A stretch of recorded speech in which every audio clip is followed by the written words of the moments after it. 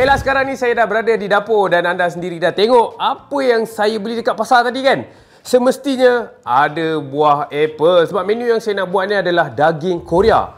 Kenapa daging Korea? Sebab saya ada tengok satu rancangan Korea ni, dia masak daging tu menggunakan buah pear, tapi yelah, bajet kita pun RM10 untuk 2 menu. Satu buah pear tu mahal. Jadi saya rasa buah apple ni murah lagi lah. Dan dia punya rasa seakan-akan buah pear, cuma mungkin apple ni lebih keras sikit daripada buah pear. Yang menariknya, saya rasa ini antara menu yang paling istimewa untuk dapur bujang Ramadan kita. Dan anda boleh cuba sendiri dekat rumah nak tahu dia punya sedap tu macam mana. Okey, jadi sekarang ni saya dah panaskan kita punya minyak. Right? Dan mula-mula nanti saya akan tumis kita punya daging. Tapi sebelum tu kita akan, macam biasalah, kita potong sikit kita punya bawang putih nanti. Kita tekan-tekan sikit. Saya ada dekat depan saya ni pun memang tak adalah banyak sangat bahan dia. Paling mudah sebenarnya. Kalau anda dekat rumah tu ada, kalau ada kicap pekat ke ataupun minyak bijan, itu pun boleh pakai juga. Boleh masukkan sekali dekat dalam hidangan ni supaya dia punya rasa tu lebih sedap lah. Okay. Tapi kalau macam saya, cukup lah ada yang asas macam ni. Ada kicap manis dan juga kita punya sos tiram. Itu dah memadai lah untuk jadikan kita punya hidangan daging Korea. Okay, jadi bawang putih kita dah potong. Alright, kemudian saya akan panas tak? Okay, masukkan kita punya daging. Daging ni kosong macam ni je. Okay, masukkan. Okey, jadi kita akan masak kita punya daging ni dahulu sampai dia betul-betul kecut. Dan saya akan masukkan bahan kita yang lain. Maksudnya saya tak adalah tumis bawang dulu. Sebab apa? Kadang-kadang kalau kita masukkan bawang dulu, nanti kita nak masukkan daging, lepas tu nak tunggu daging tu garing, bawang tu dah hangit. So kita masuk aja daging, bahagian yang ataupun yang paling lama sekali untuk masak. Lepas tu kita akan masukkan kita punya bahan-bahan nak tumis. Seterusnya saya dah potong tadi kita punya bawang putih. Sekarang kita nak potong sikit cili merah. Biasanya kalau orang Korea ni dia suka pakai cili kering. Cili kering. Jadi kalau cili kering tu dia lain sikit lah. Rasa dia mungkin tak pedas sangat kan. Dan kalau orang Korea ni dia suka rasa masam-masam. Jadi sebab itulah dia suka pakai buah kalau kita nak masak daging. Kena-kena pula kalau rasa macam daging ni, kalau anda rasa macam tak nak pakai daging, boleh gantikan juga dengan ayam. Tak ada masalah pun. Okey, sambil-sambil tu anda boleh lihat sendiri kat sini, dia punya jus daging tu dah mula keluar. Yang buih-buih tu nanti. Kalau anda tengok nanti bila lama-lama dia hampir nak masak dan dia makin kering, anda akan nampak buih-buih ni nanti dia hilang. Dah tak nampak sangat dah buih-buih ni. Okey, jadi api ni tak apa, biarkan sederhana je. Okey, dan seterusnya saya akan potong juga sedikit halia. Okey. Halia ni kita ambil lebih kurang dalam 2 inci lah kan. Kita buang kulit dulu. Kita kikiskan je. Senang kikis ni.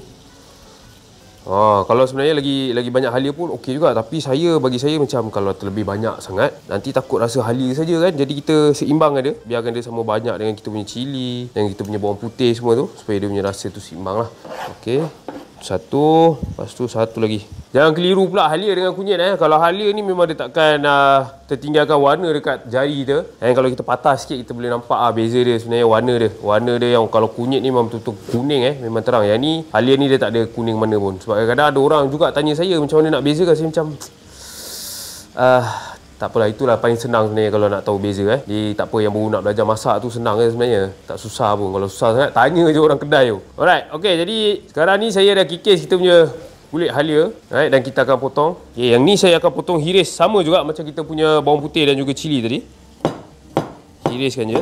Nipis-nipis lah sebab kalau ada nipis sedap, dia akan jadi lebih rangup. Dan dalam masa yang sama nanti kita boleh gigit dia.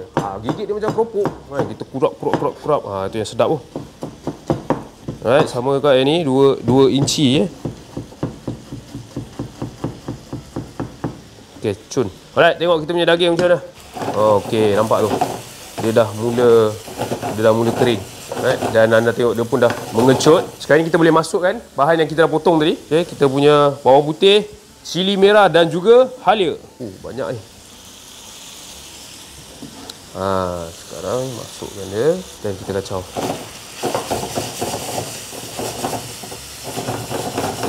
Waktu ni sebenarnya apa yang kita perlu buat adalah kita nak bagikan kita punya bawang putih, halia dan juga cili ni bagi dia garing Dan dalam masa yang sama juga kita nak biarkan daging kita ni sedikit perang-perang. Yang macam ni dia belum perang lagi. Cuma dia punya jus daging tu dah mula keluar kita kacau dia sikit. Bau dia ada. Menarik, sama macam kedai Korea yang kita selalu makan tu. Ini kalau hidangan macam ni biasanya mereka makan dengan nasi. Dia punya nasi tu itu yang buatkan dia lebih sedap. Alright, okey. Jadi yang untuk bahan yang lain ni yang macam ada kat depan saya ni, tinggal kita punya bawang. Okey, bawang ni saya akan potong belah setengah. Pakai setengah je cukup. Okey, jadi kita masukkan kita punya bawang Holland ni. Kalau tak ada jumpa bawang Holland, boleh juga pakai bawang merah. Tapi sebenarnya kalau nak tahu harga, bawang Holland ni lebih murah daripada bawang merah. Yang paling mahal sebenarnya kalau nak tahu bawang apa paling mahal? Bawang yang kecil tu tau. Bawang yang kecil-kecil comel tu. Yang paling susah sekali nak settle ataupun nak buang kulit dia. Itulah yang paling mahal. Tapi sebab apa dia paling mahal? Sebab dia antara yang paling sedap dan paling manis. Kalau orang-orang dulu, orang-orang lama kalau buat rendang berkilo-kilo, dia memang pakai bawang kecil tu je. Punyalah susah sebenarnya dulu nak buang kulit dia. Tapi tu yang buatkan dia sedap lah. Okey, jadi untuk daging kita ni perlahankan sikit api sebab dia dah mula nak kering. Saya akan potong kasar kita punya bawang. Maksudnya tak ada terlampau nipis sangat. Dan kita akan terus masukkan kat dalam.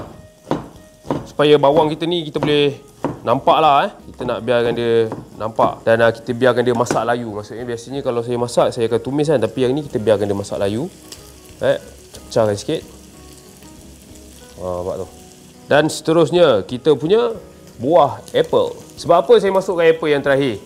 Sebab sebenarnya untuk hidangan ni, apple tu dia nak bagi layu ke. Kita tak nak dia lama sangat. Sebab apple ni kalau kita masak dia lama sangat, dia akan mula mengecut. Lepas tu nanti dia cepat hancur. Nanti bila kita nak makan tadi, dia dah jadi macam meshi-meshi, bubur-bubur, lembik-lembik tu tak sedap pula kan. Alright, jadi untuk apple, okay, potong setengah. Setengah lagi saya simpan, jadi saya nak makan. Tapi bukan sekarang lah, tunggu waktu berbuka nanti. Alright, kita buang tengah ni. Yang tengah ni bahagian keras, jadi kita tak nak pakai yang ni. Seterusnya kita dadukan dia. 1, 2, dan kita dadukan.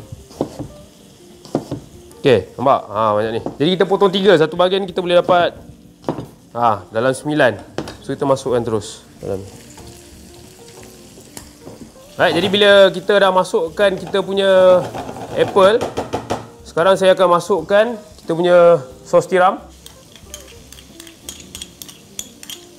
Alright, masukkan sos tiram dan juga sedikit kicap manis.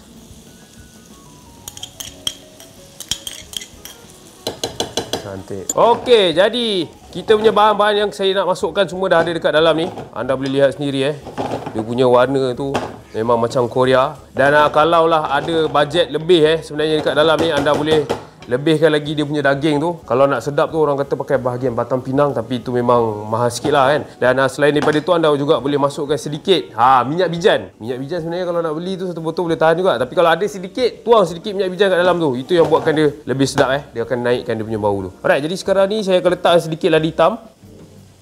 Ladi hitam sikit. Dan kita kacau. Jadi bila dah masuk apple ni, jangan lama sangat. Kita kacau-kacau macam ni je. Baiklah, sekarang ni kita gaul-gaul sikit dan saya akan letak secubit garam bagi simbang sikit. Dah pun siap. Gaul punya gaul, saya tak nak bagi apple ni hancur dan kita dah boleh hidangkan dia. Daging Korea. Tak payah pergi Korea dah sebenarnya. Kita boleh buat sendiri je. Hidangkan terus. Baik. Nampak tak tu ada hijau-hijau apple tu kan. Kalau dapat juga buah-buah pear lah. Sebenarnya pear tu lagi sedap lah. Sebab dia ada rasa manis-manis dan dia tak terlampau keras sangat kan. Kalau saya pun memang saya suka buah pear. Tapi itulah, harga dia agak mahal. Tapi tak apa, kita gantikan je. Yang penting kita masak sendiri dekat rumah. Hidangan yang istimewa sedap macam ni. Bermodalkan RM10 anda boleh dapat hidangan daripada Korea yang diberi nama daging Korea. Jangan lupa cuba.